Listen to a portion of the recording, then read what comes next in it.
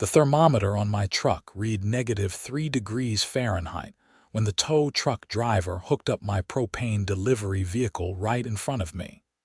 And I knew this was about to become the worst mistake the Meadowbrook Heights Homeowners Association had ever made.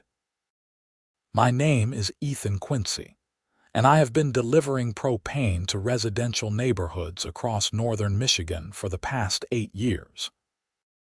I have seen my share of difficult customers, demanding property managers, and even a few aggressive dogs, but nothing prepared me for what happened that freezing January morning in Grand Rapids. The events that unfolded over the next 72 hours would turn a quiet suburban street into a battleground of frozen pipes, emergency services, and one very panicked HOA president who suddenly realized she had made a catastrophic error in judgment. It started like any other delivery day. I pulled my truck into Meadowbrook Heights around 7 in the morning, my route sheet showing 6 deliveries on Wintergreen Lane. The subdivision was one of those cookie sea-cutter developments built in the early 2000s, all matching brick facades and manicured lawns, the kind of place where every mailbox looked identical, and residents received citations if their grass grew a quarter-inch too tall. I had been servicing this neighborhood for 3 years without incident, always parking in the same spots, always following the same efficient route that minimized my time and maximized customer satisfaction. The first house on my list belonged to the Hendersons, an elderly couple who relied entirely on propane for their heating and hot water. I backed my truck into their driveway at 7:15, connected my hoses, and began pumping. The digital gauge showed they were down to 8% capacity, dangerously low given the Arctic blast that had settled over western Michigan for the past week. Weather forecasters were predicting temperatures would stay below zero for at least another 5 days, with wind chills reaching -30. I was halfway through the Henderson delivery when I heard the aggressive knock on my truck window. I looked down to see a woman in her late 40s, blonde hair pulled back so tight it seemed to stretch her forehead, wearing a puffy North Face jacket and clutching a clipboard like it was a weapon. Her name tag, which I could see clearly through my window, read Brenda Morrison, HOA president. I rolled down my window, letting in a blast of frigid air. "Good morning. Can I help you? You are in violation of Meadowbrook Heights community standards," she said without preamble, her breath forming clouds in the frozen air. "Commercial vehicles are not permitted to park in residential driveways between the hours of 7 a.m. and 6 p.m. on weekdays." I stared at her, genuinely confused. "Madam, I am delivering propane. This is a scheduled service. I have been making deliveries here for 3 years." "That does not matter," Brenda said, her voice sharp and nasal. "The rules clearly state no commercial vehicles. You need to leave immediately or I will have your truck towed." I took a deep breath, trying to remain professional. "Madam, I am currently pumping propane into this home's tank. I cannot disconnect mid-delivery. It is a safety issue. I will be finished in about 10 minutes and then I have 5 more deliveries on this street." Her eyes narrowed. "Absolutely not. You will disconnect right now and remove your vehicle from this property." "If I disconnect now, I could create a gas leak," I explained patiently. "And these residents are at 8% capacity. They need this delivery or they will run out of heat." "That is not my problem," Brenda said. "The rules exist for a reason. This neighborhood maintains certain standards, and oversized commercial trucks parked in driveways lower property values." I could not believe what I was hearing. "It is -3 degrees outside. People need heat." "Then they should have scheduled their deliveries for after 6 p.m., she said smugly. "Now disconnect your equipment or I am calling a tow truck." I finished the Henderson delivery as quickly as safety allowed, my mind racing through my options. I had encountered unreasonable HOA representatives before, but never someone willing to prevent essential utility services. I disconnected my hoses, secured my equipment, and pulled my truck out to the street, parking along the curb in front of my next delivery address. The Johnsons were next, another couple in their 70s. Before I could even exit my cab, Brenda appeared again, this time with her phone pressed to her ear.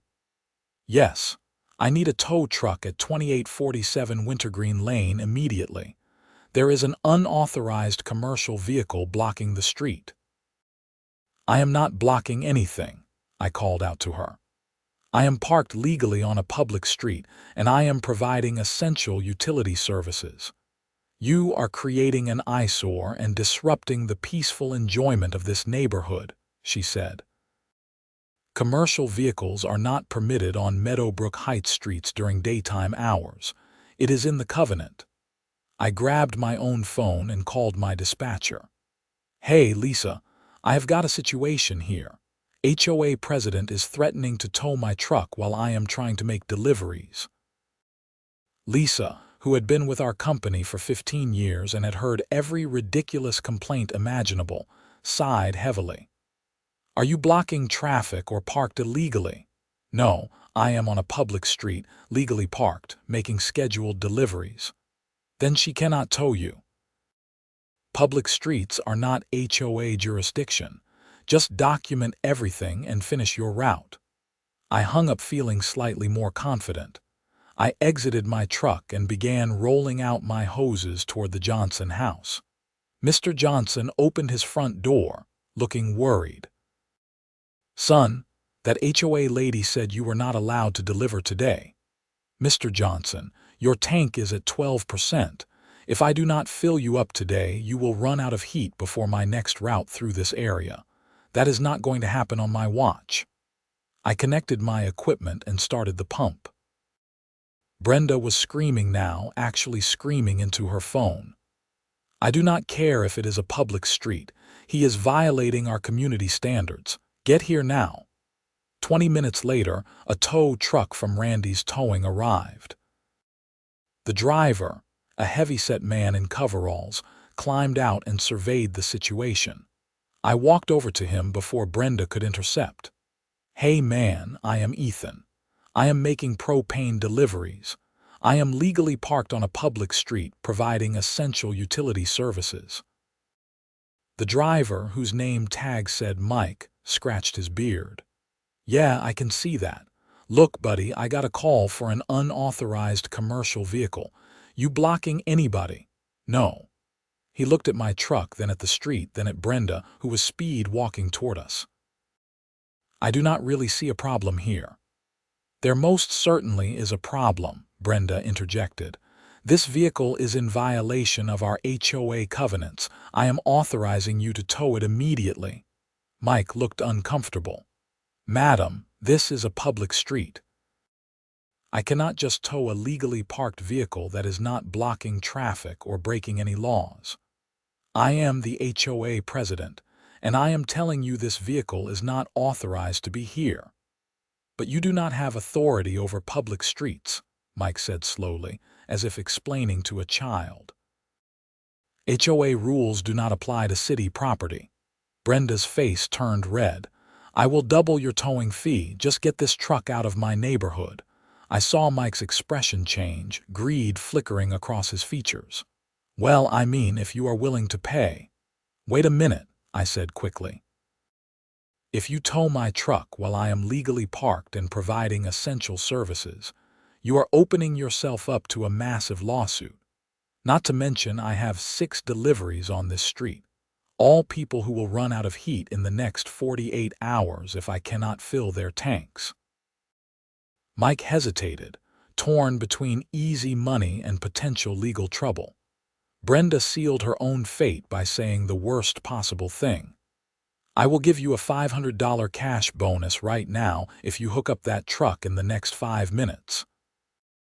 That was a bribe, plain and simple, and I made sure to get it on my phone's voice recorder, which I had started running the moment the tow truck arrived. Mike looked between us one more time, then shrugged.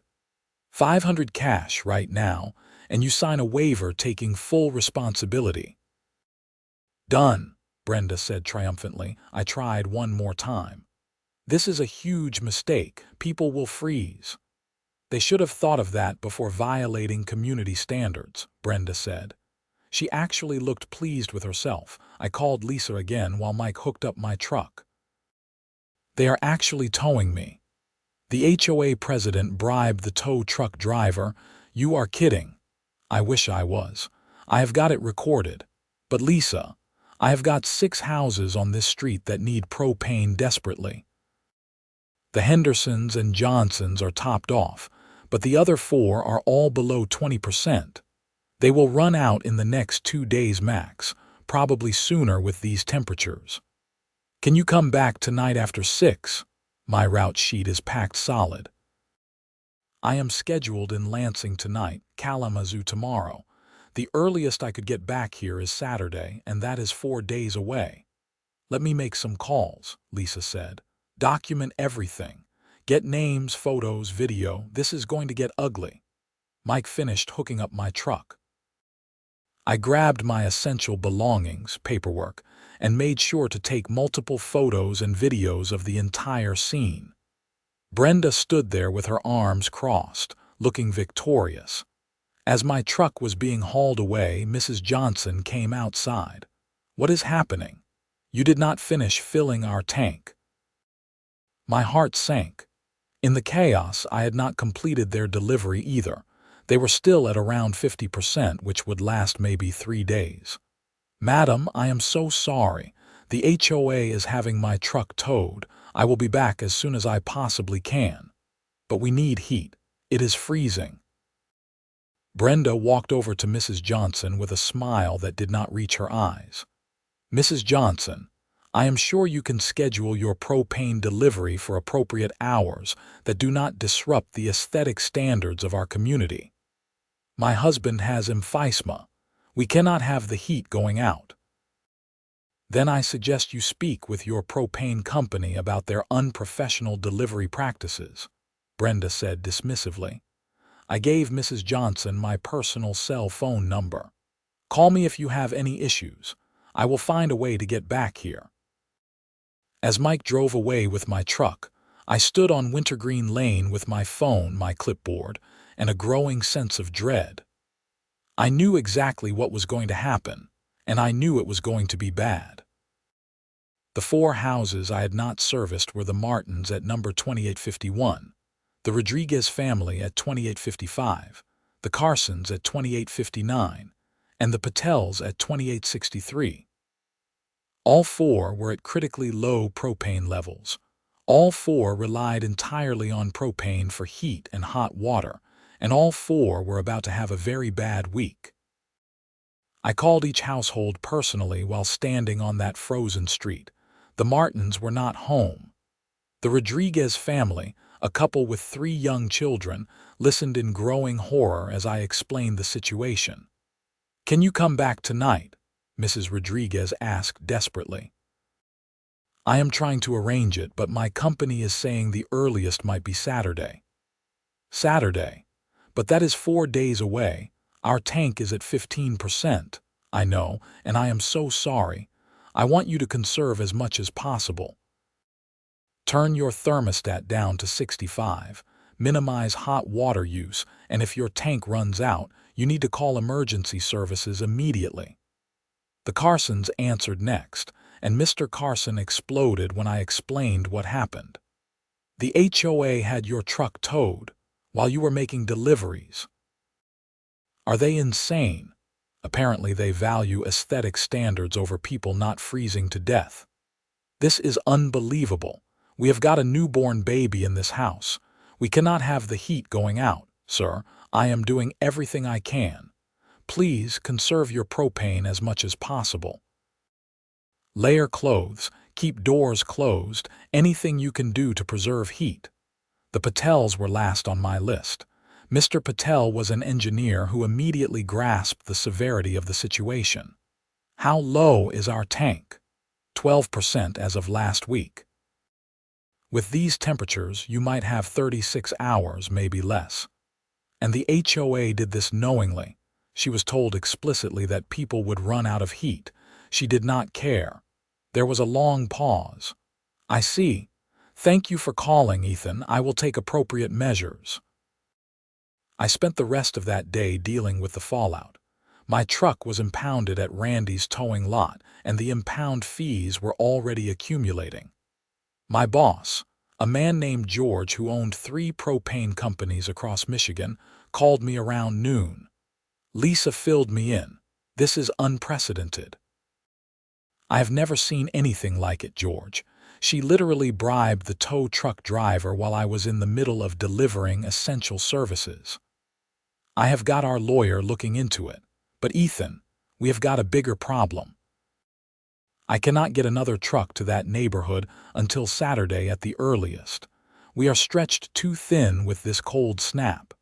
Every customer is using twice their normal propane. So those 4 families are just stuck. Unless they can find another propane company, which is unlikely given how busy everyone is right now. I have already made some calls. Nobody has available trucks for emergency deliveries." I felt sick. "George, there are kids in those houses, a baby, an elderly man with emphysema." "I know. Document everything. If anyone gets hurt, this HOA is going to face serious consequences." The temperature dropped to -7 degrees that night. I followed up with each family, checking on their tank levels and heating situations. The Rodriguez family reported they were down to 10%. The Carsons were at 8%. The Martins, whom I finally reached, were at 11%. The Patels were managing slightly better at 14%, thanks to Mr. Patel's engineering knowledge allowing him to optimize their system efficiency. Wednesday morning brought -9-degree temperatures and the first emergency call. The Martins' propane ran out at 6 a.m. Mrs. Martin called me in a panic. "The heat just stopped. The house is already getting cold and we do not know what to do." "Call 911 and report no heat with sub-zero temperatures. They will send someone. In the meantime, gather in one room, preferably an interior room with no windows. Use blankets, wear layers, and if you have any alternative heat source like a fireplace, use it carefully." We do not have a fireplace. The HOA banned wood-burning fireplaces when we bought here. Of course they did.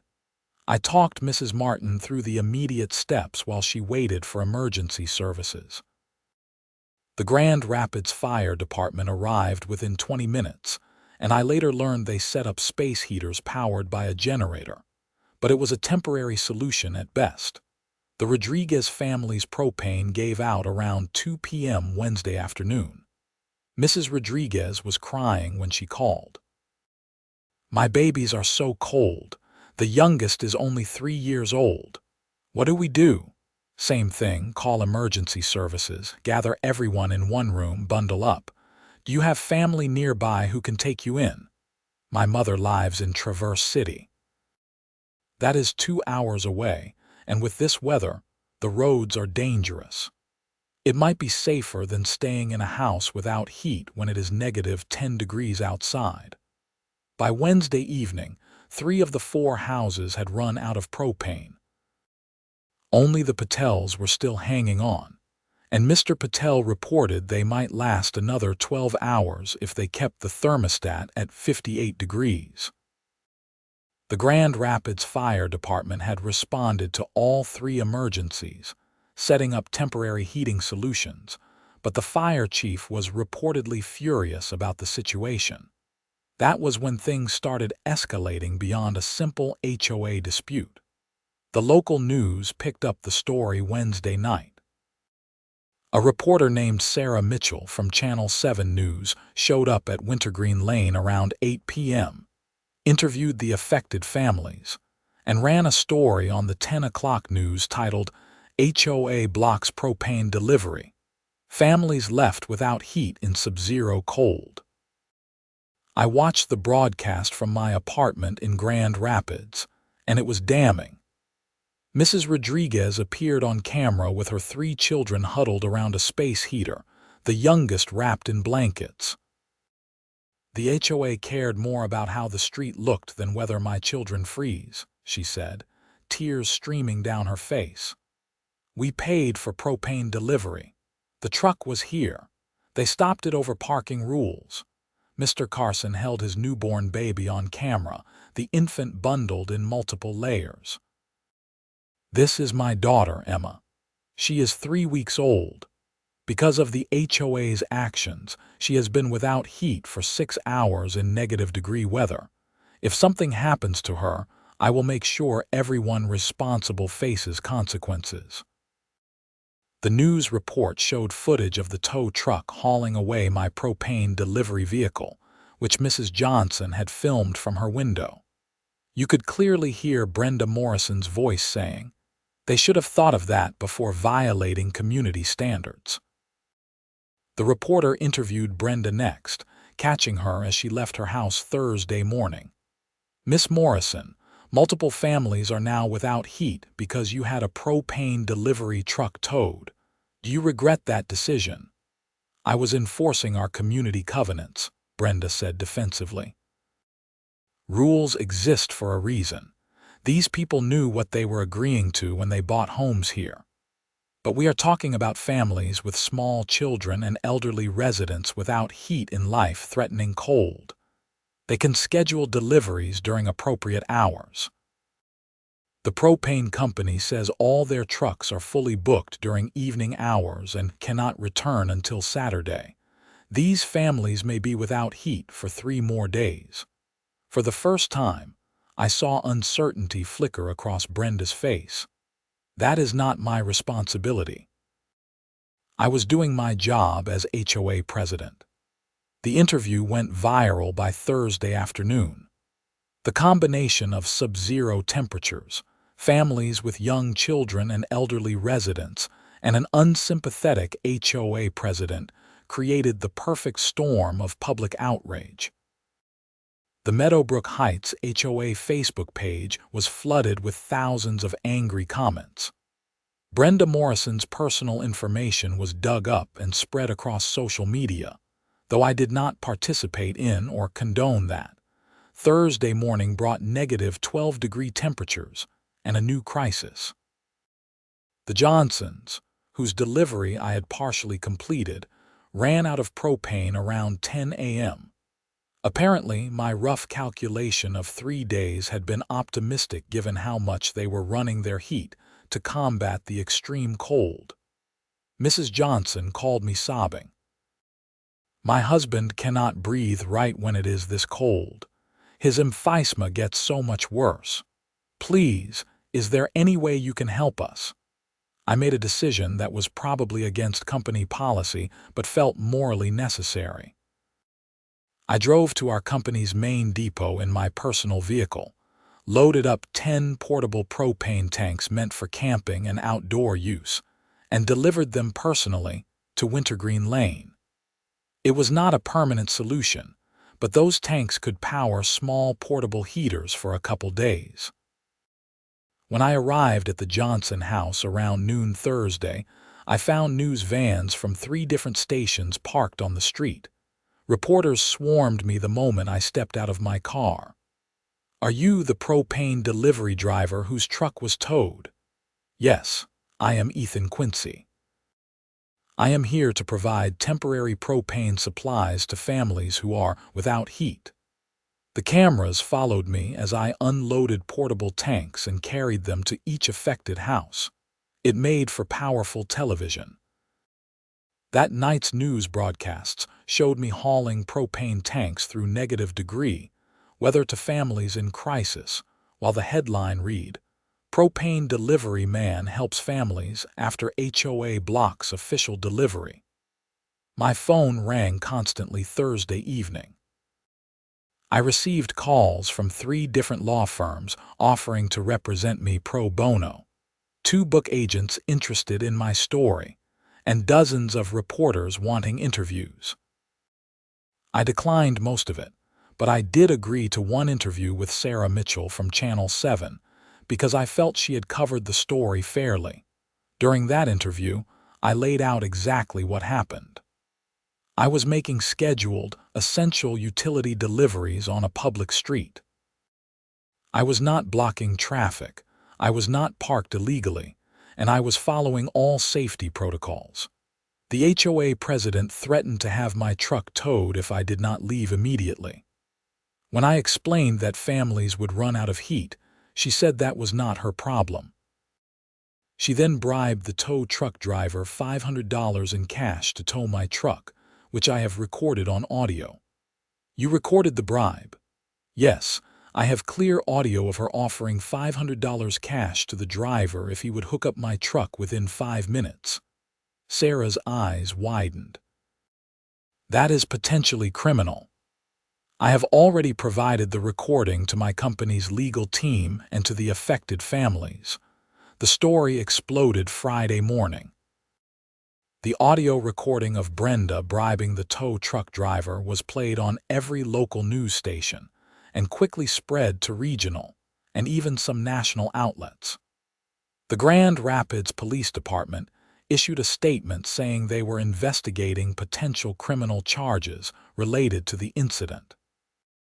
The city of Grand Rapids announced they were reviewing whether the HOA had violated any municipal codes. But more importantly, Friday was when the weather forecast became truly terrifying. The National Weather Service issued a rare extreme cold warning, predicting temperatures would drop to -20 degrees Friday night with wind chills approaching -50. Any exposed skin can suffer frostbite in under 5 minutes, the warning stated. Extended exposure can be fatal. Residents are urged to stay indoors and ensure adequate heating. Except 4 families on Wintergreen Lane did not have adequate heating. The portable propane tanks I had provided were running low. The temporary space heaters set up by emergency services were struggling to maintain safe temperatures, and my company still could not get a truck to the neighborhood until Saturday morning. Friday afternoon, Mr. Patel's propane finally ran out. That made 4 out of 4 families I had been scheduled to service now completely without their primary heat source. Mr. Patel called me with remarkable calmness. We lasted longer than expected, but we are now out. I have calculated that with the space heaters from the fire department and the portable propane you brought, we can maintain approximately 55 degrees in our home's interior rooms. However, with the predicted -20 temperatures tonight, I am concerned that will not be sufficient. Mr. Patel, I think you should consider evacuating. All 4 families should. I spoke with the other families this morning. The Rodriguez family has agreed to go to Mrs. Rodriguez's mother's house in Traverse City, despite the dangerous roads. The Martins are going to a hotel.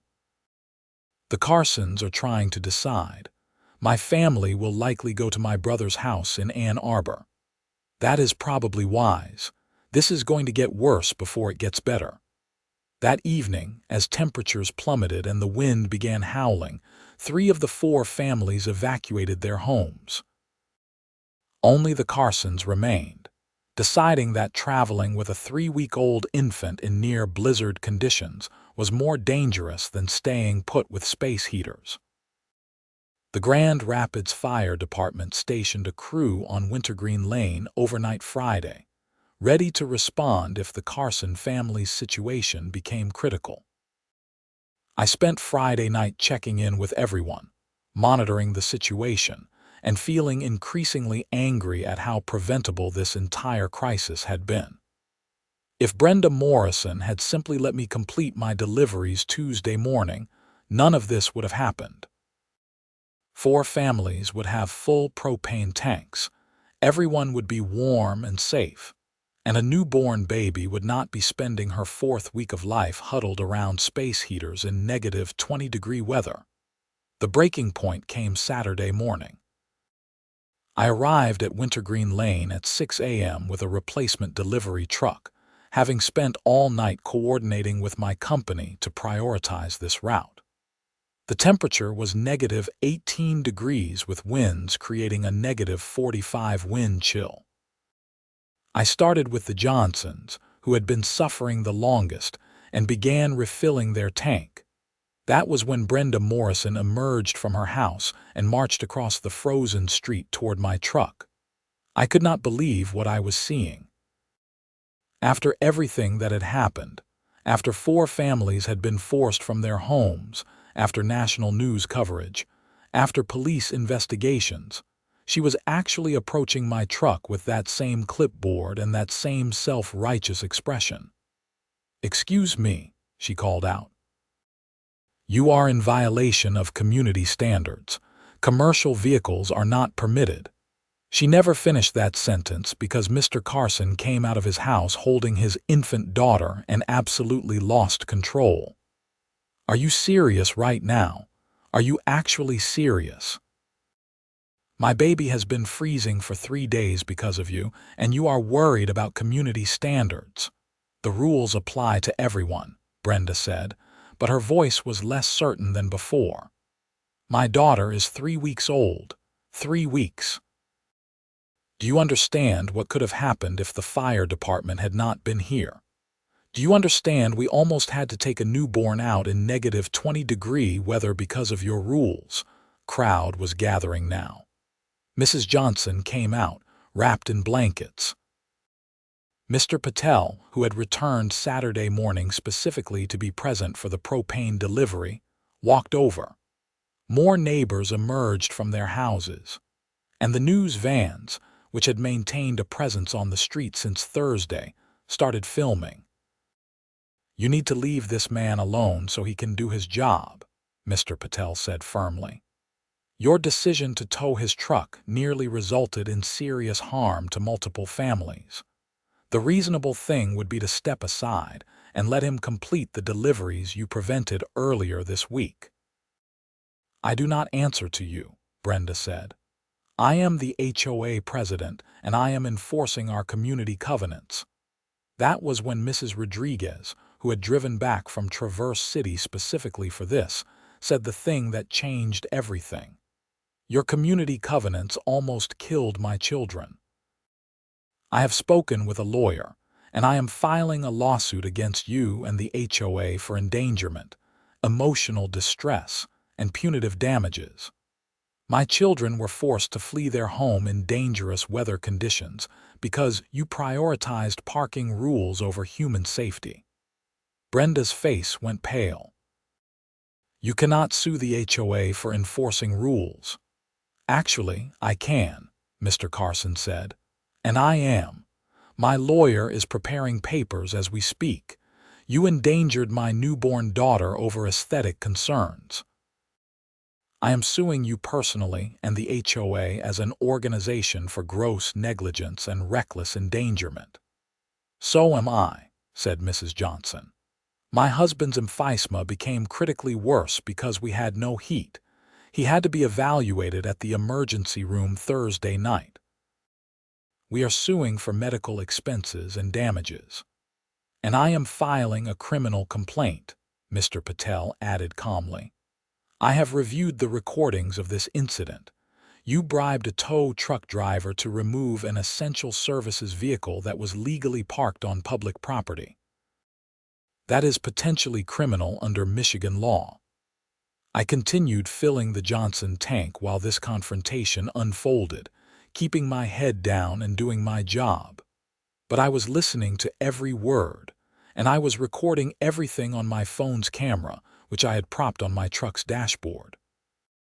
Brenda looked around at the growing crowd of angry neighbors, the news cameras, the family members whose lives she had disrupted, and something finally seemed to break through her rigid certainty.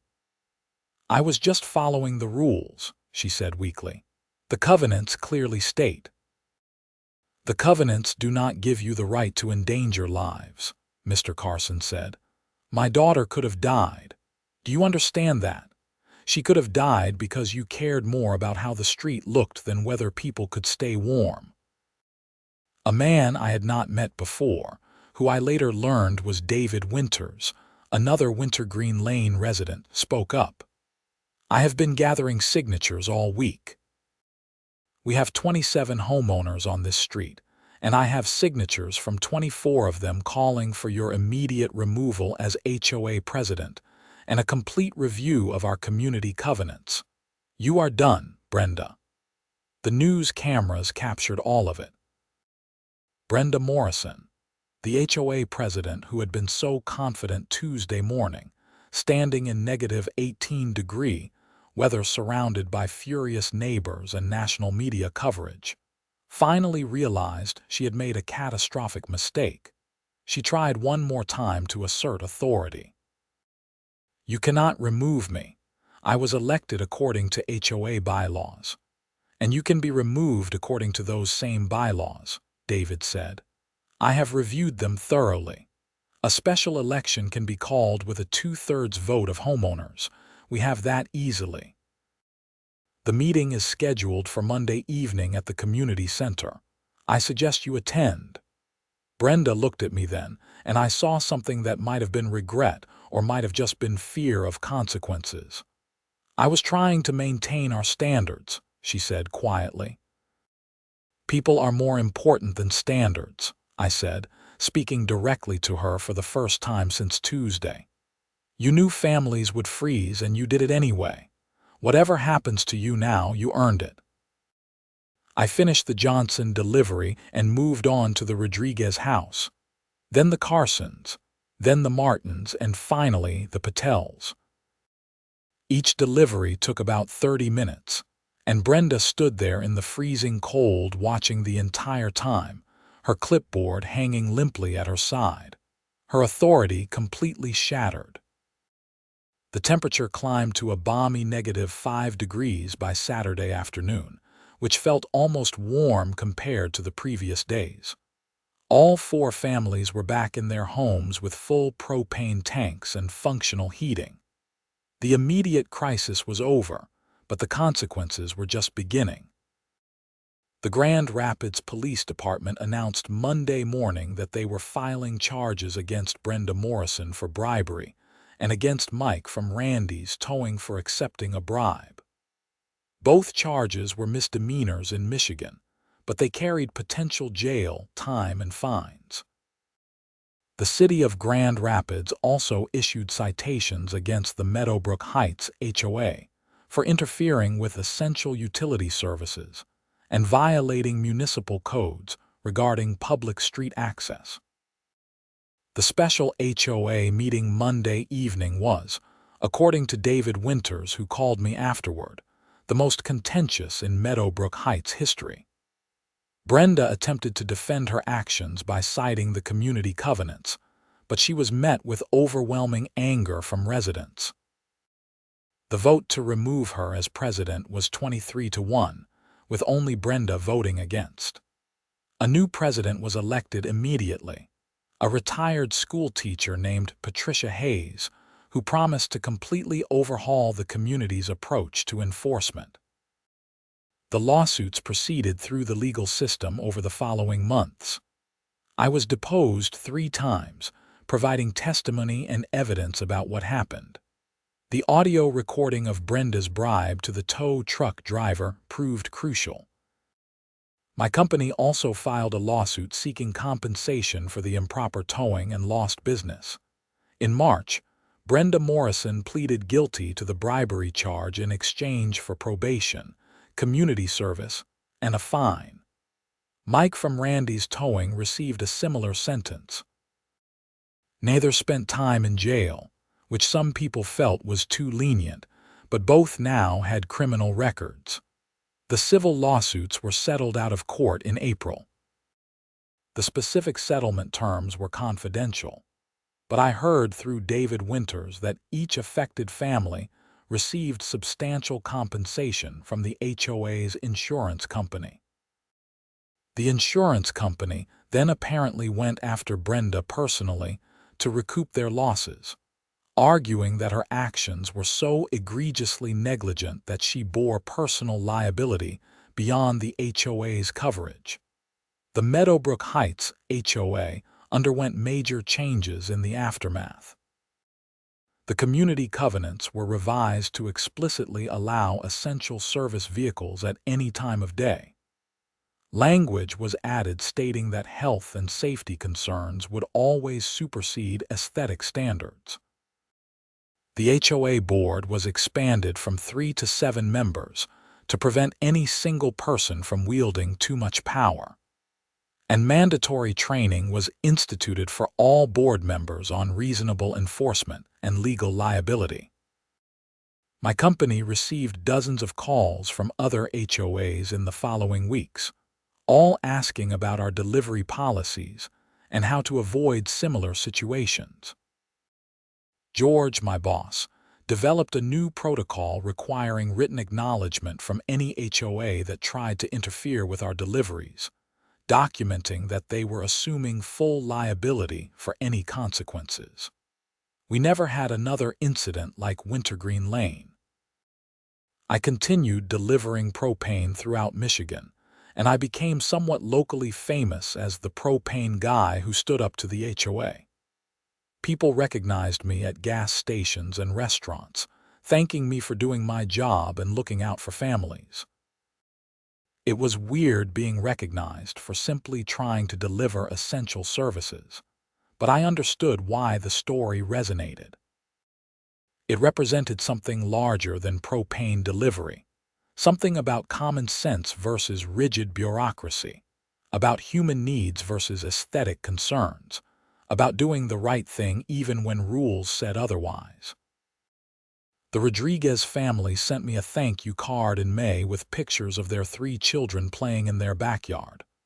"Thank you for caring about our family's safety," the card read. "You did not have to bring those portable propane tanks or fight for us, but you did. We will never forget it." The Carsons sent a photo of baby Emma at 3 months old, healthy and smiling. "She is thriving, thanks in part to you making sure we had heat during those first critical weeks. You will always be a hero to our family, Mr. and Mrs. Johnson." Invited me to dinner at their home in June, a wonderful evening where Mrs. Johnson made pot roast, and Mr. Johnson told stories about his 40 years working for General Motors. "You are a good man, Ethan," Mr. Johnson said as I was leaving. "The world needs more people who care about others more than rules." The Patels invited me to their daughter's high school graduation party in June, and Mr. Patel introduced me to everyone as the man who tried to keep us from freezing. It was embarrassing but also touching to see how much the incident had affected them. I stayed in touch with David Winters, the neighbor who had organized the petition to remove Brenda. He told me that the neighborhood had changed significantly after the incident. "People are friendlier now," he said during one of our phone calls. "It is like everyone realized we are supposed to be a community, not just houses following rules." The new HOA board approves everything with common sense instead of rigid enforcement. It is amazing how much better things are. Brenda Morrison moved away from Meadowbrook Heights in August. I heard she sold her house and relocated somewhere in Ohio, trying to escape the notoriety. Part of me felt bad for her, despite everything. She had not intended for anyone to get hurt. She had just been so focused on rules and standards that she lost sight of basic human decency. It was a cautionary tale about what happens when authority goes to someone's head, when enforcement becomes more important than the purpose behind the rules.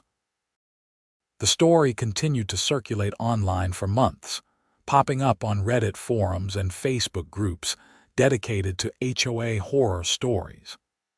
I became an unintentional symbol of resistance against unreasonable HOA enforcement. People shared the story with comments like, "This is why HOAs are terrible," And finally, someone stood up to these petty tyrants. Some of the attention was uncomfortable, especially when people tried to turn it into something political or use it to advance their own agendas. I had to clarify multiple times that I was not anti-HOA in general, just anti-stupidity. Homeowners associations serve legitimate purposes, I said during one interview. They maintain common areas, enforce reasonable standards, and provide community services. The problem is not HOAs themselves. It is when individual people abuse their authority and forget that they are supposed to serve their community, not rule over it. My company gave me a commendation and a bonus in July, recognizing my professionalism throughout the incident. George told me privately that the publicity had actually been good for business. People see that we care about our customers enough to fight for them, he said. We have gotten contracts with 3 new developments specifically because of how you handled this situation. September brought cooler weather and the start of another heating season. I began making my rounds through western Michigan again, including a route through Meadowbrook Heights. The first time I pulled my truck onto Wintergreen Lane after the incident, I felt nervous, unsure what kind of reception I would receive. I should not have worried. Neighbors came out of their houses to wave and say hello. Mrs. Johnson brought me homemade cookies. Mr. Patel insisted I come inside for tea after the delivery. The new HOA president, Patricia Hayes, stopped by while I was servicing the Carson house. "Thank you for everything you did," she said. "This neighborhood is better because of you."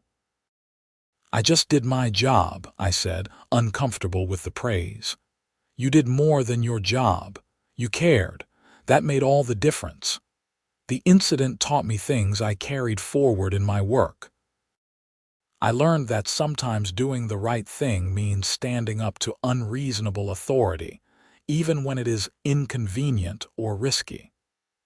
I learned that documentation is crucial, that recording evidence can protect you when people make bad decisions. I learned that communities are ultimately about people, not rules, and that any system that prioritizes aesthetics over human welfare is fundamentally broken. I also learned that individual actions matter, that one person standing firm on principle can inspire others to do the same. If I had simply driven away when Brenda threatened to tow my truck Tuesday morning, those families would have suffered without anyone fighting for them. My decision to push back, to document everything, to bring those portable propane tanks on my own time, it all mattered. It made a real difference in real people's lives. The following winter was brutal, with multiple polar vortexes and weeks of sub-zero temperatures. But Meadowbrook Heights had no heating emergencies. Every propane delivery proceeded smoothly, and the new HOA board went out of their way to accommodate service vehicles. Patricia Hayes even sent out a newsletter reminding residents that essential services always had priority over aesthetic concerns, explicitly referencing the previous year's incident as a lesson learned. I ran into Mike, the tow truck driver, at a gas station in February. He looked ashamed when he recognized me. "Hey man, I am really sorry about that whole thing. I should not have taken that money. I knew it was wrong, but I got greedy." "At least you admitted it," I said. "That is more than some people do. Cost me my job at Randy's." "I am working for a different company now and they know about my record. I am basically on permanent probation." He paused. "I think about those families sometimes, how they could have frozen because I hooked up your truck for $500. That is messed up." Yeah, it was. But nobody got seriously hurt, and hopefully everyone learned something. I definitely learned something. Money is not worth it if people get hurt. I never spoke to Brenda Morrison again after that Saturday morning in negative 18-degree weather. I heard various updates about her through David Winters and other Meadowbrook Heights residents, but we never had direct contact. Part of me wanted to ask her what she had learned from the experience, whether she understood now why her decision had been so dangerous. But another part of me figured she had suffered enough consequences and did not need me piling on. The affected families all stayed in Meadowbrook Heights, which surprised me. I had expected at least some of them would move away after such a traumatic experience. But when I asked Mrs. Rodriguez about it during a delivery in March, she explained their thinking. "This is our home. We love this house, this neighborhood.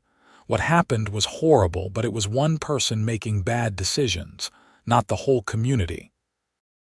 The way everyone came together afterward, supporting each other, filing complaints, changing the HOA leadership, that showed us this is a good place. We are not letting one person's mistakes drive us away. That perspective made sense to me.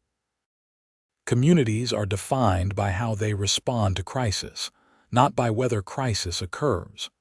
Meadowbrook Heights had responded by holding people accountable, making systemic changes, and recommitting to values of safety and common sense.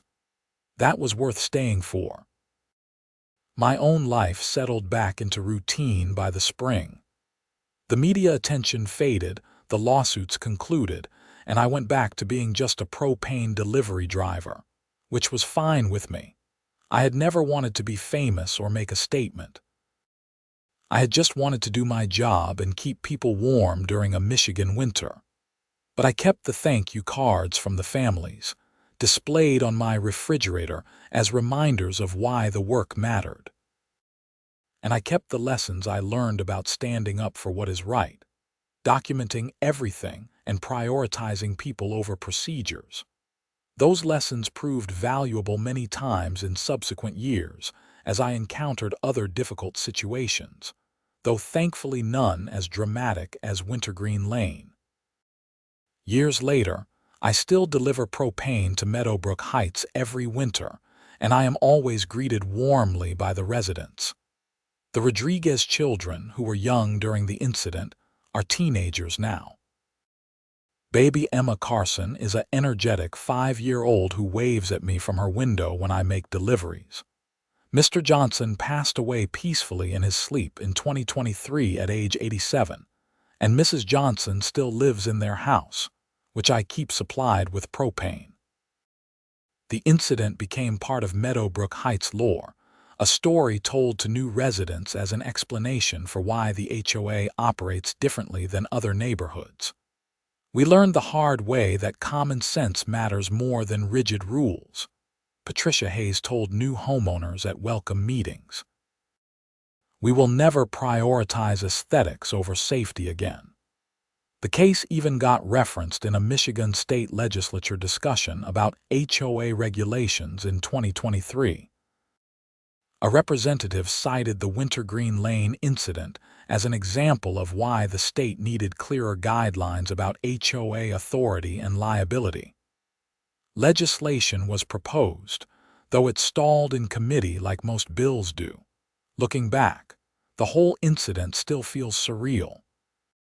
3 days that started with a routine delivery and ended with 4 families evacuated from their homes, national news coverage, criminal charges, lawsuits, and complete HOA restructuring. All because one person cared more about parking rules than human welfare. But it also reaffirmed my faith in people's basic decency. The neighbors who supported the affected families, the reporters who covered the story fairly, the emergency responders who worked tirelessly to keep everyone safe, the lawyers who took the cases seriously, the residents who organized to change their HOA leadership. All of them did the right thing when it mattered, and that is what I carried forward from the experience. Not anger at Brenda Morrison or satisfaction at her downfall, but appreciation for all the people who stepped up during a crisis. They reminded me that most people, when faced with a choice between rules and compassion, will choose compassion. They reminded me that communities can change and grow from mistakes. They reminded me why I loved my job, despite the early mornings and freezing weather and occasional difficult customer. Because at the end of the day, I was not just delivering propane. I was delivering warmth, safety, and security to families who counted on me. And there was nothing an unreasonable HOA president or any other obstacle could do to make me abandon that responsibility. The sun was setting over Grand Rapids as I finished my last delivery of the day, the sky painted in shades of orange and pink. Another winter was winding down, another season of keeping people warm coming to a close. I climbed into my truck, marked the delivery as complete on my route sheet, and headed home, satisfied with a job well done. And that was enough.